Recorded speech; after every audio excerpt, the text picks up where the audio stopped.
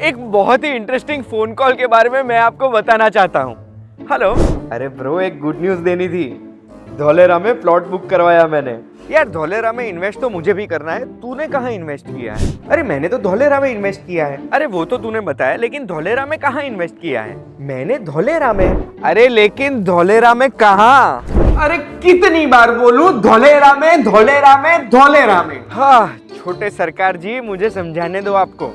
दिल्ली, चंडीगढ़, अहमदाबाद, जयपुर जैसे शहर हो या फिर नोएडा, गुड़गांव जैसी जगह हो, उसमें प्राइम एरियाज होते हैं, नॉन प्राइम एरियाज होते हैं। प्राइम एरिया ज्यादा रिटर्न हमें देते हैं। वैसे ही धोलेरा एक शहर है, एरिया नहीं है। और मुझे करना है धोलेरा में इन्वेस्टमेंट, लेकिन मुझे सिर्फ प्राइम एरियाज ढूंढने हैं। तो अगर आप मेरे साथ धोलेरा में प्राइम एरियाज ढूंढना चाहते हैं और जानना चाहते हैं कि प्राइम एरियाज को कैसे पहचाने, तो उसके लिए ध्यान से सुनना। मैं आपको एक बात बताऊं,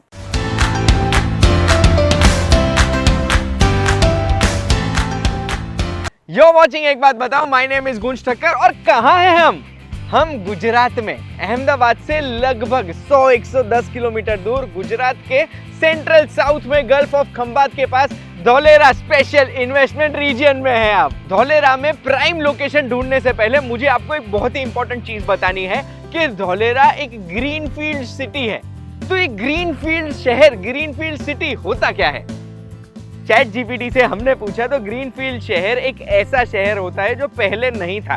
प्लानिंग करके बिल्कुल फ्रॉम द ग्राउंड अप नए से एक शहर को बसाना, उसे एक ग्रीनफील्ड शहर कहते हैं। ग्रीनफील्ड शहर का फायदा क्या होता है कि पहले से प्लानिंग करके अगर कोई शहर को बसाया जाता है तो वो शहर में आगे जाके कोई भी समस्याएं नहीं रहती है जो नॉर्मल सिटी में आती है।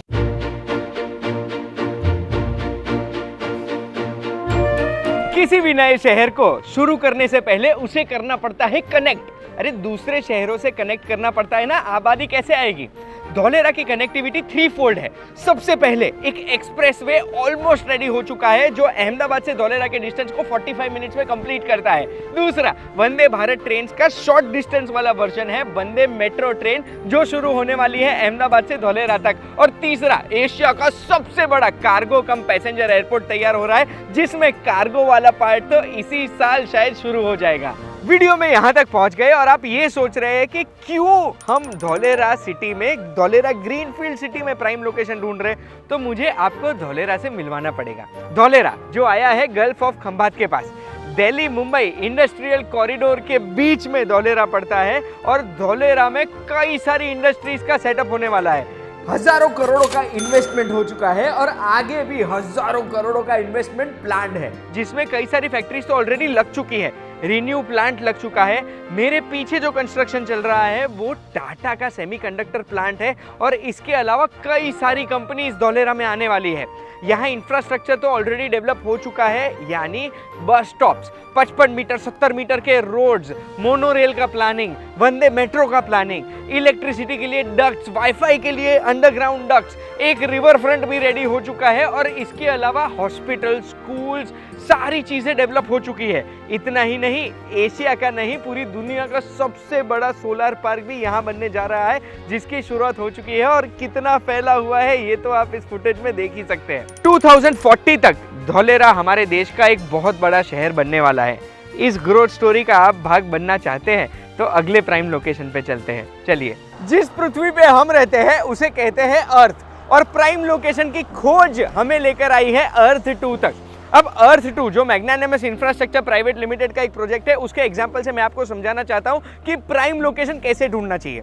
हमने देख लिया कि धोलेरा में कनेक्टिविटी तो बहुत अच्छी है, तो जैसे ही इंडस्ट्रियल यूनिट्स डेवलप होंगे, जैसे ही यहाँ पे काम बढ़ेगा, लोग, आबादी यहाँ पे शिफ्ट हो जाएगी ना, तो वैसे सबसे पहले ऐसे लोकेशन भरेंगे। क्यों?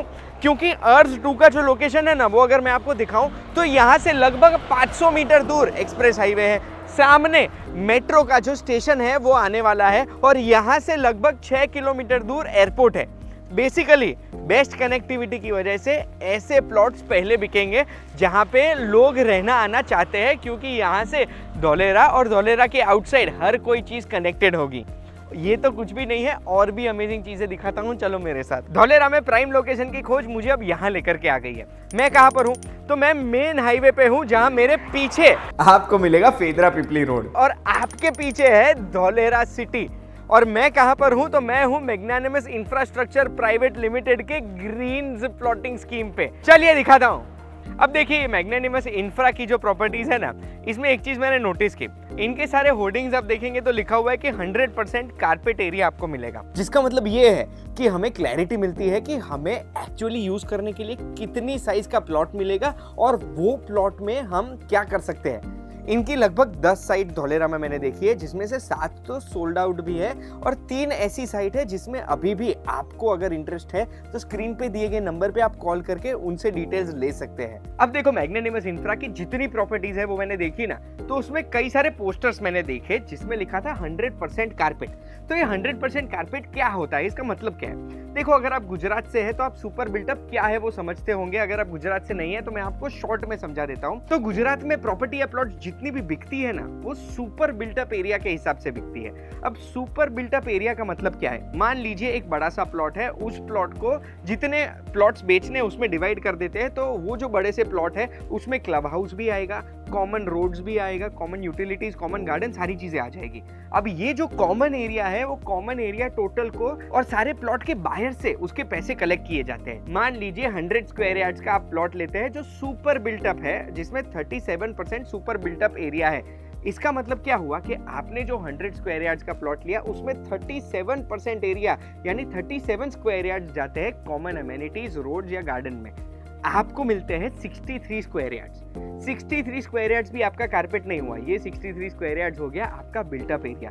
इस बिल्टअप एरिया में आपकी वॉल्स को इंक्लूड किया गया है, वॉल्स को आप हटाएंगे उसके बाद ही वो एरिया बचेगा जिसे कारपेट एरिया कहते हैं। गुजरात के बाहर लोग कारपेट एरिया से बिजनेस करते हैं, लेकिन गुजरात में सुपर बिल्टअप से बिजनेस होता है। इसीलिए कई जगह पर अगर आप देखेंगे तो रेट में डिफरेंस होता है, पर एक डेवलपर सुपर बिल्टअप के हिसाब से बेच रहे होते हैं और दूसरे डेवलपर कारपेट एरिया के हिसाब से।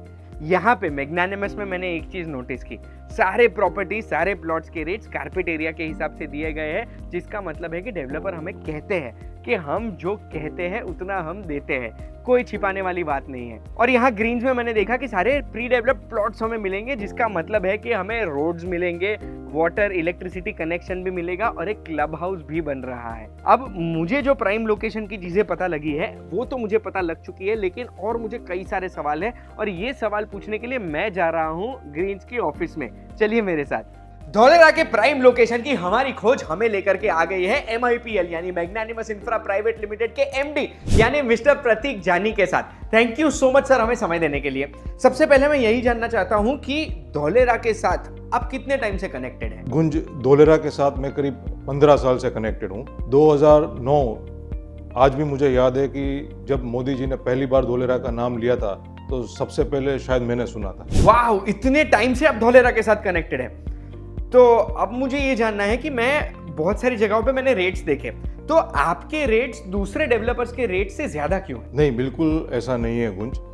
हमारे रेट एक्चुअली अगर आपको सही तरीका पता हो, राइट प्रैक्टिसेस पता हो, तो कंपेयर करेंगे अगर एप्पल टू एप्पल तो हमारे रेट और लोगों से कम है। उसका एक सिंपल आपको एक एग्जांपल मैं समझाता हूँ कि हमारे यहाँ अगर आप 200 गज का प्लॉट लेंगे तो वो 200 गज का पूरा निकलेगा, और कहीं अगर आप 200 गज का प्लॉट ले रहे हैं तो उसमें आपको 125 से 130 गज मिलते हैं। ऐसा क्यों होता है? ऐसा इसलिए होता है कि अगर मैं अथॉरिटी के अप्रूव्ड प्लान के हिसाब से आपको बेच रहा हूं तो मुझे आपको 200 गज का पूरा प्लॉट देना चाहिए, और उसी 200 गज के प्लॉट को मैनिपुलेट करते हुए मुझे रोड, एमिनिटीज, पार्किंग, गार्डन, इस चीज़ के नाम से मैनिपुलेट करके आपको 200 गज के नाम पे 120-125 गज का नहीं बेचना चाहिए। अगर आप पूरे देश में पता करेंगे तो धौलेरा के अलावा पूरे देश में यही राइट प्रैक्टिसेस फॉलो होती है कि अगर एग्रीकल्चर लैंड या NA लैंड या प्लॉट्स की जब सेल होती है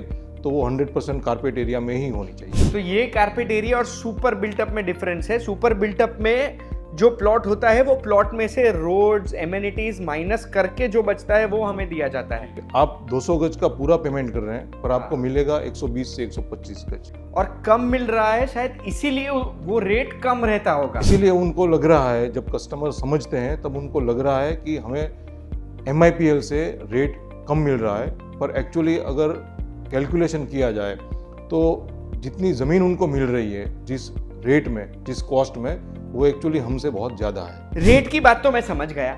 अब मान लीजिए मुझे अगर धौलेरा में अच्छे प्लॉट्स ढूंढने हैं या फिर प्राइम लोकेशन ढूंढना है तो वो कैसे ढूंढ सकते हैं? देखिए, मेरा मानना है कि धौलेरा में इन्वेस्टमेंट की अपॉर्चुनिटीज़ के लिए दो प्रकार है। एक, धौलेरा के 22 गांव जो है स्मार्ट सिटी के, उसमें और 6 टाउन प्लानिंग स्कीम में आप अपना पर्पस, अपने इन्वेस्टमेंट का टेन्योर समझकर इन्वेस्ट कर सकते हैं। और दूसरा ऑप्शन आपके पास ये रहता है कि धौलेरा स्मार्ट सिटी के बाहर आप इन्वेस्ट कर सकते हैं, जिसको मैं 3 कैटेगरी में क्लासिफाई करना चाहूँगा, A B C. A category में उनको बताता हूँ गुंज, कि जिनके प्रोजेक्ट्स प्रोमिनेंट लोकेशन पे हैं, अहमदाबाद से धौलेरा जब जाते हैं या बड़ौदा से धौलेरा जब विजिट करते हैं तो मेन स्टेट हाईवे पे जिनके प्रोजेक्ट्स हैं, जिनकी डायरेक्ट एंट्री स्टेट हाईवे से मिल रही है, उनको मैं ए कैटेगरी में रखता हूँ और प्रोमिनेंट लोकेशंस हैं, इसलिए वो ए कैटेगरी में है।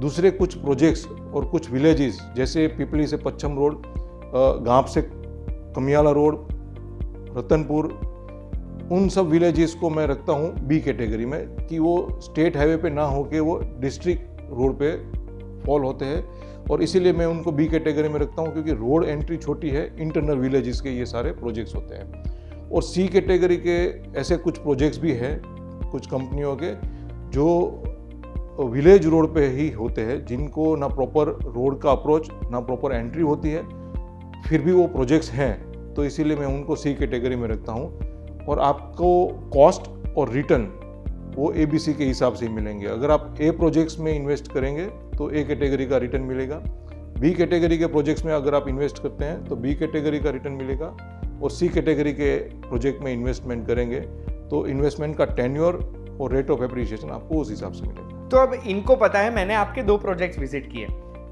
अर्थ 2 और ग्रीन्स। ये दोनों प्रोजेक्ट्स कौन सी कैटेगरी के एरिया में है, वो आप मुझे समझा सकते हैं? ये दोनों प्रोजेक्ट्स आपने जो विजिट किए हैं, दोनों ए कैटेगरी के प्रोजेक्ट्स हैं। क्यों? दोनों स्टेट हाईवे पे फॉल करते हैं। सबसे प्रोमिनेंट लोकेशन है धौलेरा जाने का, अहमदाबाद से या बड़ौदा से, तो दोनों उसी मेन स्टेट हाईवे पे फॉल करते हैं। ग्रीन्स जो हमारा है, ग्रीन्स आने वाले समय में तो पूरे धौलेरा रीजन का एक लैंडमार्क प्रोजेक्ट बनेगा। और होटल गैलोप्स जो बहुत प्रोमिनेंट लोकेशन है, this is the only place जहाँ पर लोग हैंग आउट प्लेस और रिफ्रेशमेंट के लिए रुकते हैं धौलेरा विजिट के दौरान, तो उसी विसिनिटी में हमारा प्रोजेक्ट है, just ½ kilometre away from hotel गैलोप्स।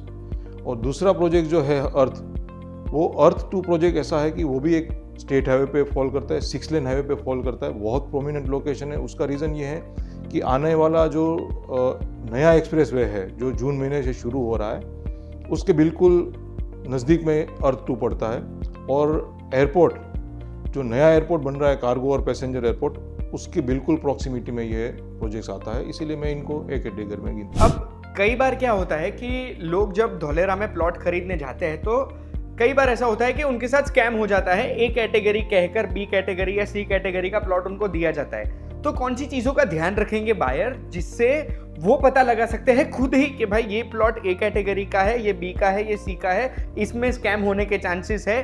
वो क्या चीज़ें है जिसको ध्यान रखना चाहिए? ये बहुत सिंपल सा तरीका है पता करने का कि प्रोजेक्ट ए कैटेगरी का है, बी कैटेगरी का है, सी कैटेगरी का है, या सी कैटेगरी का प्रोजेक्ट आपको ए कैटेगरी के नाम पे बेचा जा सकता है। ये धौलेरा में आजकल बहुत आम बात हो चुकी है, पर मेरे हिसाब से इसका क्रॉस चेक अगर आपको करना है प्रोजेक्ट्स के बारे में तो बहुत सिंपल सी बात है। आप प्रोजेक्ट्स की प्लानिंग को समझने की कोशिश करिए अपने बजट के हिसाब से। सबसे पहले आप प्रोजेक्ट जब विजिट करेंगे तो स्टेट हाईवे पे है, जैसे मैंने बताया ए कैटेगरी का है।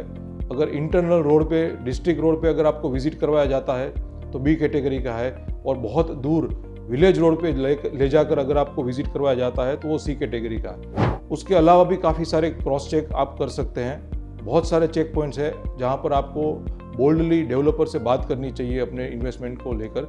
जैसे सबसे पहले आप टाइटल क्लियरेंस NANOC का रिपोर्ट मांग सकते हैं, और ये आपको मांगना चाहिए, ये आपका अधिकार है। उसके बाद आप ये जांच कर सकते हैं कि डेवलपर का कोई प्रीवियस पास्ट एक्सपीरियंस है धौलेरा स्पेशल इन्वेस्टमेंट या धौलेरा स्मार्ट सिटी में डेवलपमेंट का।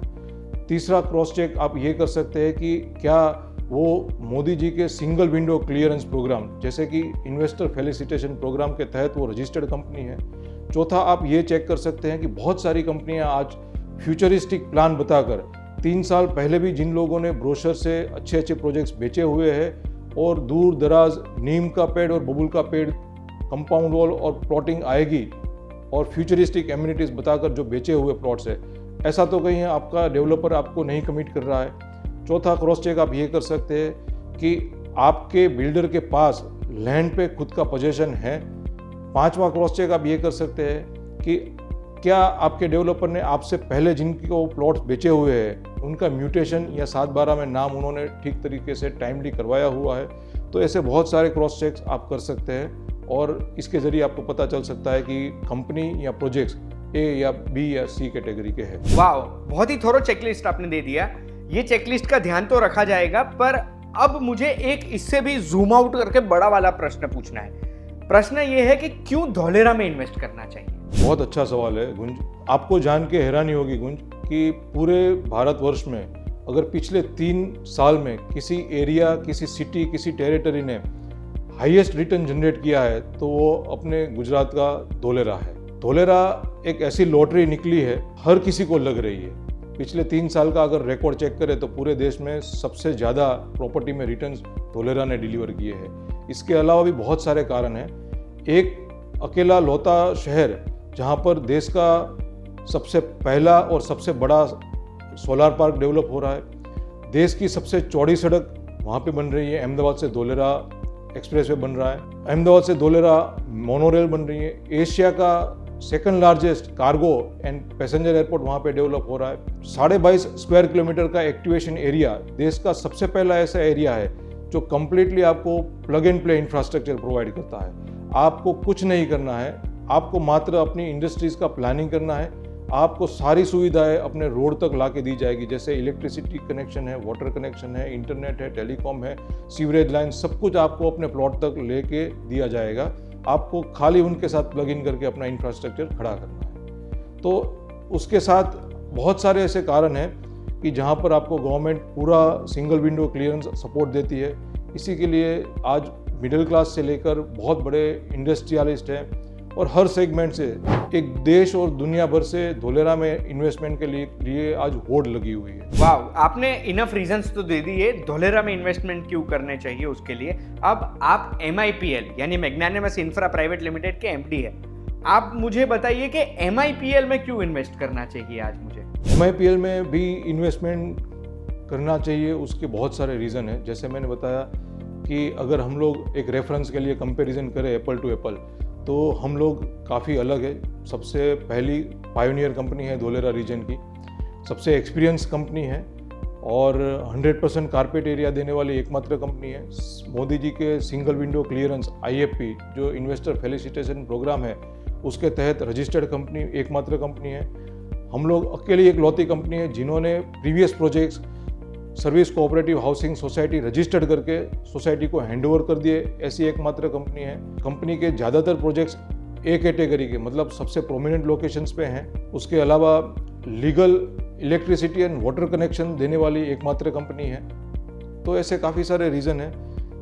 Resale support, exclusive resale team है हमारी जो क्लाइंट को रीसेल सपोर्ट देती है। तो इन्हीं सब कारण से MIPL में इन्वेस्ट करना सही है। आपने अपने कस्टमर्स को पिछले कुछ सालों में कितने रिटर्न्स दिए होंगे? रेफरेंस के तौर पे गुंज मैं 1-2 एग्जांपल कोट करना चाहूँगा। जिस ग्रीन्स प्रोजेक्ट की आप बात कर रहे हैं उसी ग्रीन्स प्रोजेक्ट में रिसेंटली मैं आपको बताना चाहता हूँ और बहुत बड़े गर्व से आपको बताना चाहता हूँ कि क्लाइंट को पिछले 3 साल में अगर एनुअल रिटर्न की बात की जाए तो 48 से 50% का एनुअल रिटर्न हम लोग दिलवा पाए हैं। जिन क्लाइंट्स को हम लोगों ने 3500 रुपये में प्लॉट्स बेचे थे उन्हीं क्लाइंट को हमने रिसेंटली 9,500 रुपये में एग्जिट करवाया। एग्जिट करवाया मतलब रीसेल सपोर्ट आपने कुछ देर पहले बताया, एग्जिट करवाया मतलब ये क्या आप ही रीसेल करके देते हो? जी, ये हमारी निःशुल्क सेवा है क्योंकि जैसे मैंने बताया कि 90% of the Dholera investors are non Gujarati and outsiders. तो वो हम पे ट्रस्ट करके MIPL पे ट्रस्ट करके अगर आज अपना इन्वेस्टमेंट अपना हार्ड अर्न मनी लगाते हैं तो उसी समय हम लोग उनको एक रीसेल असिस्टेंस का एक कमिटमेंट देते हैं कि आपका एग्जिट आप हमें बताइए 3 साल 5 साल कब आप इसको रीसेल करना चाहते हैं और आपकी क्या एक्सपेक्टेशन है। उसी हिसाब से हम लोग उनको एजुकेट करते हैं कि किस प्रोजेक्ट में हमारे इन्वेस्ट करना चाहिए और उसी हिसाब से हम उनको रीसेल का पूरा सपोर्ट देते हैं ताकि वो अपने टारगेट को, अपने फाइनेंशियल गोल को अचीव कर पाए। ये पहली बार सुना मैंने, आपने इसे पहली बार सुना या पहले सुना हुआ है, मुझे कमेंट में बताना।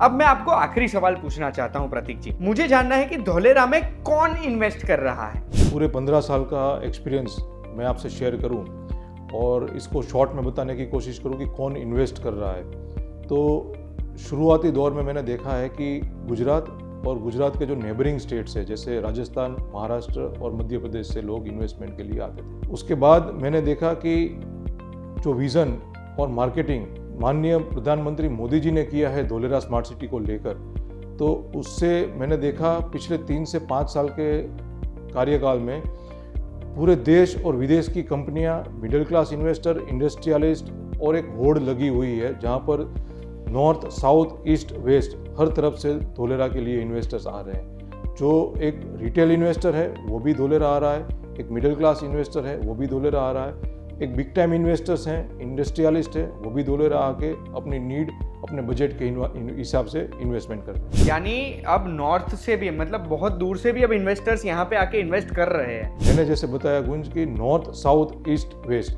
मैंने ये भी देखा है अपने कार्यकाल में कि South Indian are very conservative people. Normally अपने टेरिटरी के बाहर वो काम करते हैं पर इन्वेस्टमेंट कभी नहीं करते हैं, और 5 साल से हमारा कंटिन्यूस एफर्ट्स रहा है कि हम लोग साउथ से भी इन्वेस्टर्स ले आए धोलेरा के लिए। पर अब मैंने देखा है कि पिछले 1 से 1.5 साल में केरल, आंध्र प्रदेश, तमिलनाडु जैसे स्टेट से भी बहुत सारे रिटेल और बिग टाइम इन्वेस्टर्स हैं, वो धोलेरा में आ चुके हैं और अपने अपने प्रोजेक्ट्स भी धोलेरा में लगा चुके हैं। वाह, यानी धोलेरा को लेकर मुझे तो जितने क्वेश्चंस थे वो तो मैंने सर को पूछ लिए। कोई क्वेश्चन छूट गया है तो आप कमेंट में पूछ सकते हैं या फिर स्क्रीन पे दिए गए नंबर पे पूछ सकते हैं। थैंक यू सो मच प्रतीक जी, आपने मुझे टाइम दिया और धोलेरा के बारे में इतनी सारी चीजें क्लियर करवाई। अब जाने से पहले एक और क्वेश्चन पूछना चाहता हूं मैं गौरव जी अडवाणी से। गौरव जी कौन है? तो मार्केटिंग एक्सपर्ट है और MIPL की स्ट्रैटेजी उन्होंने डिजाइन की है। तो सर मुझे आपसे एक ही प्रश्न पूछना है कि धोलेरा में लोग गलती कहाँ करते हैं? गलती धोलेरा में ही नहीं, जनरली शायद सब जगह लोग एक ही तरीके से करते होंगे। लैक ऑफ नॉलेज, पूरी जानकारी नहीं होती, ब्लाइंड ट्रस्ट, जो कहा गया बस तुरंत मान लिया, और लालच कि अरे ये तो बहुत सस्ता मिल रहा है। तो जब जैसे ही मैं MIPL के साथ एसोसिएट हुआ और प्रतीक भाई के साथ जान करके बहुत सारी चीज़ें जानने को जब मिली, तो मुझे लगा आज के टाइम पे व्यूअर्स के लिए सबसे ज़्यादा ज़रूरी है कि उनको एक प्रॉपर एजुकेशन दी जाए या प्रॉपर नॉलेज दिया जाए ताकि वो सही डिसीजन ले सकें। जब मैं कहता हूँ लैक ऑफ नॉलेज, तो उनको पूरी डिटेल, जैसे एरिया कहाँ पे, लोकेशन कौन से अच्छे हैं, क्या डॉक्यूमेंट क्लियर है या नहीं, जो प्रतीक भाई ने पूरे पॉइंट्स आपको ऑलरेडी एक्सप्लेन किए हुए। ब्लाइंड ट्रस्ट में क्या होता है कि अरे मेरे जानने वाले ने बोल दिया, मैं तो फटाफट भाग करके लेने चला गया, पीछे उसका कोई क्रॉस चेक नहीं है। जितनी चीज़ें हमको बताई गई, क्या उनके कोई प्रूफ हैं, क्या हमने कहीं कोई क्रॉस चेक करी है कोई चीज़ कि नहीं ये जो बताया गया है एक्चुअली में डिलीवर हुआ है या नहीं। और लालच एक ऐसी चीज़ है ना गूंज, जो सबसे ज़्यादा गड्ढे में डालती है। जैसे कि पता लगा, अरे तुमको पता है वहाँ पे तो इतना सस्ते दाम में मिल रहा है, अच्छा 25-30% कम में मिल रहा है। ऐसा कभी नहीं होता, सोना कभी सस्ता नहीं होता, इस चीज़ को मान जाइए। और दूसरा, जब इन्वेस्टमेंट ऐसा हो जो रियल एस्टेट का हो, जो लॉन्ग टर्म पे होने वाला है, आज आप 1000-2000 किलोमीटर दूर से कहीं इन्वेस्टमेंट कर रहे हैं, आप चेक भी नहीं करने आ पाएंगे कि जहां आपने प्रॉपर्टी ली है उसका क्या हो रहा है, कहां पे जाएगी, कौन देखने वाला है। वहां पे बहुत ज़रूरी है कि आप रिलायबल रिसोर्सेज के साथ, जिनका पास्ट एक्सपीरियंस है, जिन्होंने कुछ अच्छा डिलीवर किया है, वहां पे करें। और जो सस्ता दे रहा है उसके पीछे क्रॉस चेक करें कि कोई चीज़ सस्ती कैसे हो सकती है। कंपनी, कोई नॉन कंपनी का एक प्रोडक्ट किसी एक शॉप पे 100 रुपए का मिल रहा है, तो वो दूसरे शॉप पे 70 रुपए का नहीं हो सकता, 100 का 98 हो सकता है। बस ये आपको जानना जरूरी कि जो 70 दे रहा है ना, वो कहीं ना कहीं कोई ऐसी चीज़ कर रहा है जो आपको बाद में नुकसान करती है। और मैं रियल एस्टेट के लिए खास एक चीज़ कहता हूँ कि जब पूरी पूंजी, खून पसीने की कमाई, जिंदगी की मेहनत का पैसा आप कहीं लगाते हो ना, तो वहां पे लालच मत करिए। लालच मतलब ये मत सोचिए कि सस्ता मिल रहा है। शायद आज अगर आप 50,000 रुपए, 60,000 रुपए बचा भी लेंगे ना, तो जब आप 6 साल बाद, 10 साल बाद अब उसको बेचने जाएंगे तो हो सकता है ये 50,000 आपको 50 लाख का नुकसान देके जाए। क्योंकि आज 50,000 बड़े नहीं है, लेकिन 10 साल बाद जब वो प्रॉपर्टी कीमत 10 गुना, 5 गुना या 10 गुना हो जाएगी, तब अगर आपने किसी ऐसी जगह गलती से प्रॉपर्टी ले ली है जो उस वैसी ठीक नहीं थी जैसी आपको बताई गई, तब ये 50,000 आपको बहुत खलने वाले हैं और इतने चक्कर आपके लग जाएंगे कि वो 50,000 ऑलरेडी आपके 1-2 लाख होकर निकल जाएंगे।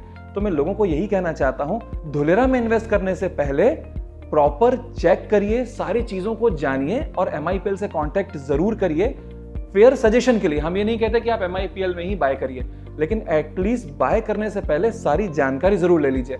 और इसीलिए MIPL की तरफ से हमने ये प्रमोशन भी शुरू किए हुए हैं। धोलेरा में छुपे धोखेबाजों से सावधान रहिए। कोई भी बुकिंग करने से पहले MIPL को कांटेक्ट कीजिए। Thank you so much Gaurav ji, आपने भी हमें कई सारी नई बातें बताई। आज के वीडियो को शूट करते करते मैं आपको बताना चाहता हूं कि मुझे कई सारी चीजें पता लगी हैं कि धोलेरा क्यों इन्वेस्ट करना चाहिए, धोलेरा में प्राइम लोकेशन कैसे ढूंढते हैं, कौन से लोकेशन को प्राइम कहा जाता है और कैसे हम बचेंगे गलत जगह इन्वेस्ट करने से। अगर आपको भी मेरी तरह कई सारी चीजें पता लगी है तो कमेंट में मुझे बताइएगा। अगर कोई भी नए क्वेश्चंस आपको है, अगर आप MIPL में कांटेक्ट करना चाहते हैं तो स्क्रीन पे दिए गए नंबर पे आप कॉल कर सकते हैं और अपने सवाल वहां पूछ सकते हैं। ऐसी वीडियो देखनी अगर आपको पसंद है तो VTV डिजिटल पे एक बात को देखते रहना। हम आपको फिर से मिलेंगे। धन्यवाद। Thank you so much.